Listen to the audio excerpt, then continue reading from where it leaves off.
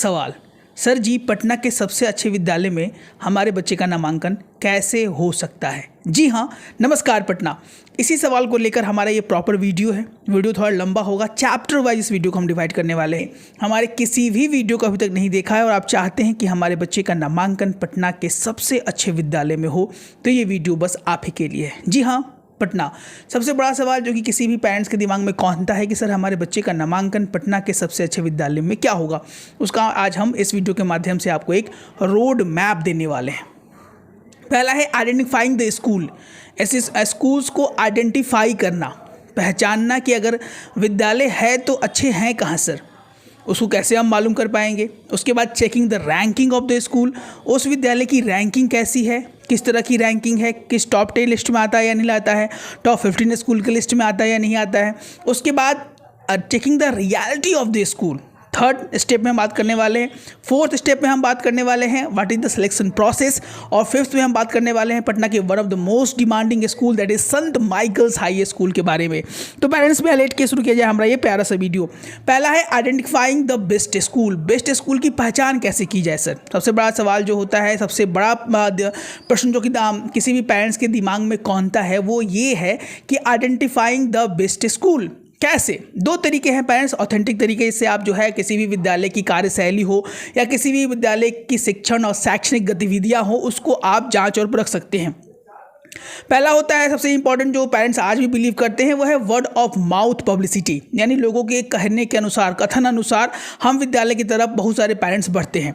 उस पर भी आप विचार कर सकते हैं, लेकिन बहुत सारे पेरेंट्स जो हैं, बहुत सारे पेरेंट्स और बहुत सारे ऐसे भी हो सकते हैं जो कि पेरेंट्स को गुमराह कर दें या पेरेंट्स को लगे कि नहीं सर ये विद्यालय उस तरह का काम नहीं कर रहा है, ये विद्यालय उस तरह का काम नहीं कर रहा है। तो आप इसको आप अच्छे तरीके से वेरीफाई करने के लिए रैंकिंग हर एक साल विद्यालय की निकाली जाती है, स्कूल की रैंकिंग, जिसमें टॉप 10 स्कूल्स कौन कौन से हैं उन पर चर्चा की जाती है। और इस वीडियो को और ऐसे इन्फॉर्मेशन को आप हमारे वीडियो के माध्यम से एकदम देख सकते हैं। अमूमन ये सवाल इसके बाद फिर पेरेंट्स के दिमाग में कौन सकता है कि सर क्या ऐसा नहीं हो सकता है कि पैसे के लेन देन से या कुछ ऊपर नीचे करके रैंकिंग को ऊपर नीचे किया जा सके। ये सवाल एकदम जायज़ है पेरेंट्स, हो सकता है, किया जा सकता है, लेकिन हर एक साल रैंकिंग ऊपर नीचे नहीं की जा सकती है। विगत 4 से 5 सालों से स्कूल की रैंकिंग पर हम लोग ध्यान दे रहे हैं, जिससे हम आपको सही और सटीक जानकारी आपके सामने समक्ष आप जो है वो रैंक हर एक साल। कुछ वेबसाइट्स हैं, कुछ ऐसे ऑथेंटिक मैगजीन हैं जो कि स्कूल की रैंकिंग करते हैं। तो ये सवाल जिस पर हम बात कर रहे थे सर, ऊपर नीचे किया जा सकता है कि नहीं, एकदम किया जा सकता है, लेकिन हर एक साल बहुत ज़्यादा ऊपर नीचे हो, उतार चढ़ाव हो, तो इस पर पेरेंट्स को ध्यान देना होगा। और ये हमारा काम है कि आपको हम सही और सटीक जानकारी दे पाएँ। जो स्कूल्स बहुत ज़्यादा ऊपर नीचे कर रहे हैं, मतलब something is going to be happen. इस बातों को जरूर ध्यान देना है कि रैंकिंग बहुत ज़्यादा स्कूल के ऊपर नीचे तो नहीं हो रही है। उसके बाद वर्ड ऑफ माउथ पब्लिसिटी, यानी जो पेरेंट्स का वक्तव्य क्या है उस विद्यालय के बारे में, उस पर जरूर ध्यान देना है। विद्यालय का अच्छा होना आजकल क्यों जरूरी है सर, क्या बहुत बड़े विद्यालय में पढ़ के ही बच्चे अच्छे हो जाएंगे? इस पर भी बहुत सारे पेरेंट्स का एक मंथन होता है, एक सवाल होता है उनके जो जहन में ये सवाल बैठा रहता है। तो पेरेंट्स इसमें हमने एक प्रॉपर वीडियो भी बनाया था, नॉर्मल, एवरेज व नॉर्मल या बिलो एवरेज नॉर्मल स्कूल्स को हम लोगों ने लिया था। और उसके बाद पटना के जो भी टॉप सबसे अच्छे विद्यालय हैं, टॉप वर्किंग स्कूल हैं, उनके फ़ी स्ट्रक्चर को हमने कंपेयर किया था। सबसे बड़ा जो स्ट्रेस पेरेंट्स को होता है वो फ़ी मैनेजमेंट को लेकर हो सकता है कि क्या सर मेरे बच्चे का बहुत ज़्यादा फ़ीस पे करने से क्या बहुत अच्छी पढ़ाई हो सकती है, इसकी कोई गारंटी है? गारंटी तो नहीं है, लेकिन गारंटी आपको यहाँ भी नहीं है कि क्या बहुत छोटे स्कूल में पढ़ाकर आपको अच्छी पढ़ाई मिल सकती है, क्योंकि वहाँ पर कोई भी चीज़ों को सही तरीके से मैनेज करने के लिए आर्थिक होना आजकल बहुत ज़्यादा जरूरी है पेरेंट्स। अगर आपके पास आर्थिक शक्ति नहीं हो तो आप टीचर्स को कहाँ पे करेंगे, ग्राउंड्स को कैसे क्लियर कर पाएंगे, कैसे सारी चीज़ों को मैनेज कर पाएंगे। और अगर उस तरह की चीज़ें आप मैनेज नहीं कर पा रहे हैं तो आप बच्चों को आने वाले भविष्य के लिए कैसे तैयार कर पाएंगे। अगर फ़ी की बात की जाए तो average school, average working schools के बारे में भी हमने कंपेयर किया था और टॉप वर्किंग स्कूल के फ़ीस को कंपेयर किया था। और अमूमन जो फ़ी निकल के आया था डिफरेंस पेरेंट्स, वो मात्र 2200 रुपये से 2300 रुपये पर मंथ के फ़ी का डिफरेंस निकल के आया था, जो बहुत ज़्यादा हमारे बच्चों के डेवलपमेंट के लिए नहीं है। आने वाला ज़माना एआई का है पेरेंट्स, आर्टिफिशियल इंटेलिजेंसी का है, जो कि आजकल बहुत सारे चीज़ें अभी बूम पे हैं। 4 से 5 से 10 सालों में आप देखेंगे कि चीज़ें कैसे ड्रास्टिकली चेंज हो चुकी हैं। और उस समय आपको लगेगा कि बच्चों को अभी से ही ट्रेंड करना आने वाले फ्यूचर्स के लिए कितना ज़्यादा इंपॉर्टेंट हो चुका है। घिसे पिटे तरीके से बच्चों को पढ़ाने से कोई खास असर नहीं आने वाला है आने वाले भविष्य में, आने वाले टाइम में। दूसरा रैंक चेकिंग, इसके लिए हम अपना वीडियो जरूर लेके आएंगे। आने वाले कुछ महीनों में स्कूल की फिर से रैंकिंग आने वाली है, जिसमें पटना के कौन टॉप 10 टॉप 20 स्कूल्स हैं उनकी रैंकिंग चेंज होगी, और उस पर हम एक सटीक अपना एक वीडियो लेके आएंगे जिस पर हम जानकारी देने का प्रयास करेंगे कि विद्यालय की रैंकिंग कितने ऊपर नीचे हुई। कोई विद्यालय अगर टॉप 1 पे है तो कहीं टॉप 8 पे तो नहीं चला गया, कोई विद्यालय अगर टॉप 5 पे शो कर रहा है तो वो विद्यालय टॉप 2 पे तो नहीं चला गया, या टॉप 10 टॉप 20 के लिस्ट में तो नहीं जा रहा है वो। यानी विद्यालय की कार्यशैली उतनी उत्कृष्ट नहीं है जितनी होनी चाहिए। अगर एक बार आप 90% स्कोर करते हो, दूसरे बार आप फेल हो जा रहे हैं, मतलब आपने बाई चांस आप किए हैं, या बहुत सारी चीज़ें उसमें प्ले कर सकती हैं पेरेंट्स। दूसरा रैंकिंग चेक करना, वर्ड ऑफ माउथ पब्लिसिटी, उस पर भी ध्यान देना होता है।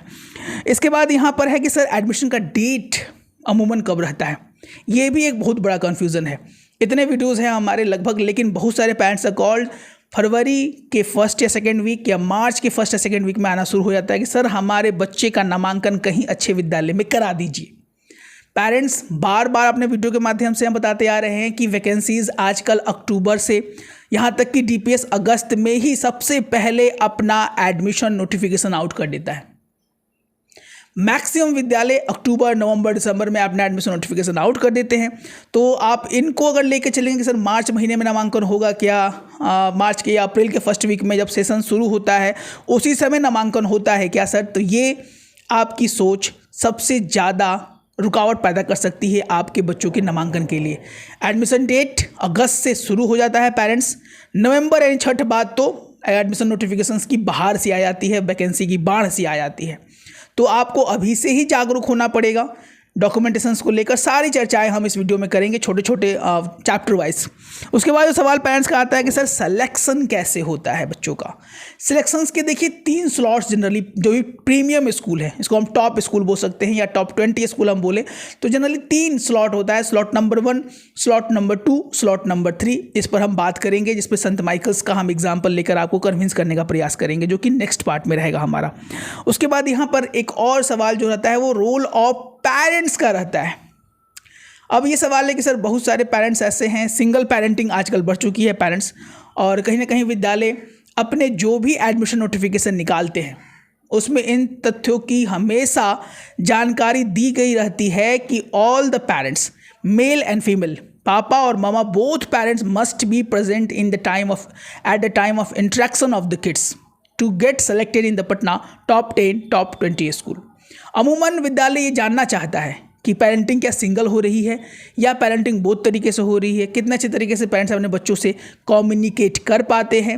होता अमूमन ये है कि बहुत सारे जो मेल पेरेंट्स हैं, नहीं पापा हैं, वो कहीं ना कहीं काम में व्यस्त रहते हैं। तो हमारा आपसे निवेदन है कि आप जब भी आपका बच्चों का इंटरेक्शन हो, इंटरव्यू हो, तो आप ज़रूर कुछ समय के लिए अपने बच्चों के लिए ज़रूर समय निकालें। इससे आपके इंटरेक्शंस एक अहम रोल प्ले कर सकते हैं।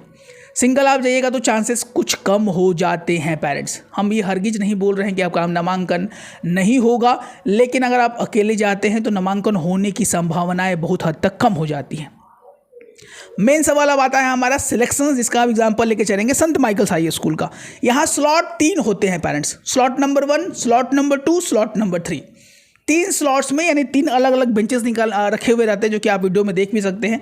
3 अलग अलग बेंचेस रहते हैं, जिसमें पहला जो होता है इंपॉर्टेंट वो है डॉक्यूमेंट वेरिफिकेशन का। और हम संत माइकल्स का स्पेशल एग्जाम्पल लेके चलें तो यहाँ पर डॉक्यूमेंटेशन वेरिफिकेशन सबसे पहले किया जाता है, जो पिछले साल किया गया था, पिछले के पिछले साल भी यही प्रारूप फॉलो किया गया था। पहला है कि आपके पास सारे डॉक्यूमेंटेशन अच्छे से और सही होने चाहिए। पहला है वह है DOB, date of birth certificate. कहाँ का होना चाहिए सर, इस पर थोड़ा सा हम बात करेंगे। दूसरा है बच्चे का इम्यूनाइजेशन कार्ड। तीसरा है बच्चे का report card, previous year report card, school ID card. उसके बाद एड्रेस प्रूफ, उसके बाद बच्चे का ब्लड ग्रुप सर्टिफिकेट, उसके बाद आपका इनकम सर्टिफिकेट कहीं कहीं मांगा जाता है, माइकल्स में तो पिछले साल नहीं मांगा गया था। उसके बाद अगर आप सीनियर क्लासेस में नामांकन लेना चाह रहे हैं तो आजकल PEN यानी परमानेंट एजुकेशन नंबर जरूरी हो गया है पेरेंट्स। नर्सरी, LKG और क्लास 1 को छोड़ दिया जाए, पिछले साल नहीं मांगा गया था, लेकिन क्लास 1 के बाद 2, 3, 4, 5 से PEN नंबर यानी परमानेंट एजुकेशन नंबर्स का होना जरूरी है। इसके ना होने के चलते मात्र 1 या 10 दिन में या 20 दिन में आपका PEN नंबर जनरेट नहीं होता है। आप अभी से ही लग जाए तो आपके लिए PEN नंबर ज़्यादा अच्छे से आपके पास रहेगा और उस समय टाइम ऑफ एडमिशन्स आपको दौड़ना नहीं पड़ेगा। बहुत सारे ऐसे पेरेंट्स हैं जिनका कॉल हमें बार बार आता था और अभी भी आता है और बच्चे उनका अभी तक नामांकन किसी अच्छे विद्यालय में नहीं हो पाया है। कारण बहुत सारे हैं जिनको हम समझाने का प्रयास अपने वीडियो के माध्यम से हमेशा करते रहते हैं। पहला है डॉक्यूमेंट वेरिफिकेशन, जिसमें आपके each and every micro details को चेक किया जाएगा।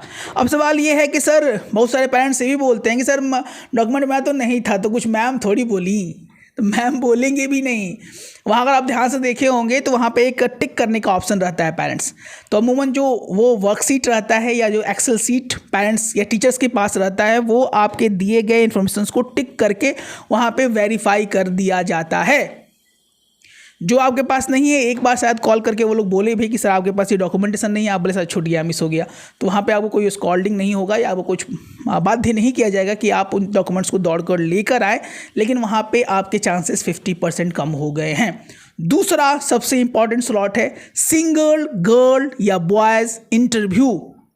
यहाँ पे ये होता है पेरेंट्स थोड़े दूर बैठे हुए रहते हैं और बच्चे का एक टीचर मेल या फीमेल इंटरेक्शन लेते रहती हैं। वो कुछ इंपॉर्टेंट सवाल पूछते हैं जिनकी तैयारी हमारे बैचेस में कराई जा रही है। सबसे इंपॉर्टेंट आजकल जो ट्रेंड फॉलो किया जा रहा है वो है रिटन एग्जामिनेशन। अब सर एलकेजी के बच्चों से रिटन एग्जाम मतलब एक पेपर सीट दिया जाएगा, A4 सीट, जिसमें बच्चों को पेरेंट्स के द्वारा हेल्प नहीं करना होता है। टीचर्स पूछते हैं कि बाबू आप ये लिख के दिखाइए, ये लेटर लिख के दिखाइए, ये कौन सा अक्षर है, ये कौन सी शब्दावली है, आप कुछ ये बना के दिखाइए। तो उस समय बच्चे कितने अटेंटिवली, कितने कम देर में सटीक तरीके से उन चीज़ों को वाइट सीट पर रिप्रेजेंट कर पाते हैं, ये एक ज़्यादा अहम रोल प्ले करता है पेरेंट्स। ध्यान से सुनिएगा, बच्चा कितने कम समय में, कितने सटीकता से, बिना किसी इधर उधर देखे बच्चे जो है उस चीज़ों को वाइट सीट पे लिख पाते हैं या पेपर सीट पे, आंसर सीट पर लिख पाते हैं। ये चीज़ें उनके नामांकन के होने और ना होने के लिए सबसे इम्पॉर्टेंट रोल प्ले करता है। थर्ड सबसे इम्पॉर्टेंट है एज और document verification with parents. Second case में तो बच्चे का इंटरेक्शन हो गया 1-to-1 teachers with kid. Third में होता है यहाँ पर कि पेरेंट्स भी रहते हैं, बच्चा भी रहता है और एक क्लास में टीचर बैठे हुए रहते हैं, जो कि पिछले साल फॉलो किया गया था। उसमें उनका एज वेरीफाई किया जाता है।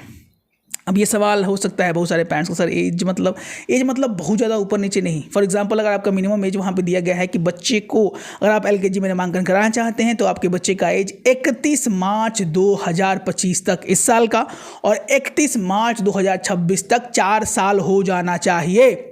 लेकिन पेरेंट्स अगर आपने बच्चे का एज 7 साल है, आपने 4 साल कर दिया है, तो ये छोटी छोटी चीज़ें टीचर्स डिटेक्ट कर लेते हैं और संभावनाएं नामांकन की ना के बराबर हो जाती हैं। तो ध्यान दीजिए, बहुत ज़्यादा ऊपर नीचे एज जो है वो टीचर्स डिटेक्ट कर लेते हैं। उसके बाद पेरेंट्स का बिहेवियर भी उतने ही देर में टीचर्स जज कर लेते हैं। अब ये सवाल हो सकता है कि सर कैसे जज करते होंगे, क्या करते होंगे। बहुत सारे ऐसे माइक्रो डिटेक्टिंग पार्टिकल्स होते हैं या एलिमेंट्स होते हैं जो टीचर जनरली फॉलो करते हैं, बोलते नहीं हैं वो, but they can detect parents along with the kid. ये तथ्यों की जानकारी बहुत ज़्यादा इंपॉर्टेंट है। लास्ट में आपको हम बताने वाले सर क्या किया जाए, कैसे नामांकन लिया जाए। माइकल्स में लेना हो, लोयला में लेना हो, नोटर डेम अकेडमी में लेना हो, पटना कार्मेल में लेना हो, DAV BSCB में लेना हो, सेंट जेवियर्स में लेना हो, संत कैरेंस में लेना हो, पटना के जितने भी टॉप 20 स्कूल है उसकी तैयारी चल रही है पेरेंट्स। हमारे बैचेस में प्रीमियम बैचेस हमारे स्टार्ट हो चुके हैं, जिसमें बिहार के बहुत सारे बच्चे हमारे बैचेस में इनरोल हैं। अगर आप चाहते हैं कि आपके बच्चों का नामांकन पटना के सबसे अच्छे विद्यालय में हो सके, उसके लिए हम कार्य कर रहे हैं। हमारी मंशा रहती है कि हर एक बच्चों का नामांकन अच्छे विद्यालय में हो। जो बच्चे हमारे कथनानुसार मेहनत करते हैं उनके होने की संभावनाएं बढ़ जाती हैं। तो if you want your kids to be in the top 10, top 20 school in Patna, Bihar, what are you waiting for? And if you need a good customized home tutor, एक अच्छे शिक्षक की कमी बहुत ज़्यादा आजकल खल रही है। हम अपने शिक्षकों से भी निवेदन करना चाहते हैं कि we need a good tutors. We have our open registration link, जहाँ पे अच्छे ट्यूटर्स हमारे साथ जुड़कर, हमारे टीम से जुड़कर बहुत सारे अच्छे ट्यूशन्स मिल सकता है उन्हें। But we have our 2 step verification process, in which first step is the authentication verification और second step is to 1-to-1 interaction with the teacher.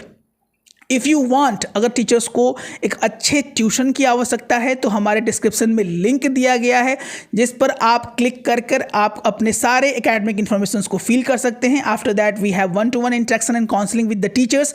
इसमें हम टीचर को डिटेक्ट करके we are going to provide you the best home tuition in Patna, Bihar. So teachers, be attentive if you want to get a home tuition in Patna, then please. And parents, if you need a good home tutor, अगर आपको अपने घर बैठे customise एक अच्छे teacher की आवश्यकता है तो आप हमारे दिए गए नंबर्स पे कॉल करके, व्हाट्सएप करके आप हमसे डायरेक्ट बात कर सकते हैं। And we are trying to give you the best home tutor in Patna Bihar region only. So मिलते हैं अपने एक और अच्छे वीडियो के साथ। हमारा नेक्स्ट सीरीज लेके आएंगे हम, इसमें हम सारे विद्यालयों की चर्चा करेंगे, बताएंगे कि पेरेंट्स कहाँ कहाँ लेक कर रहे हैं, इस माइक्रो डिटेल्स का होना आजकल कितना ज़रूरी है, रैंकिंग क्या है, सारी चीज़ों पर बात की जाएगी। तो मिलते हैं अपने एक अच्छा वीडियो के साथ। अब तक स्वस्थ रहें, मस्त रहें। इस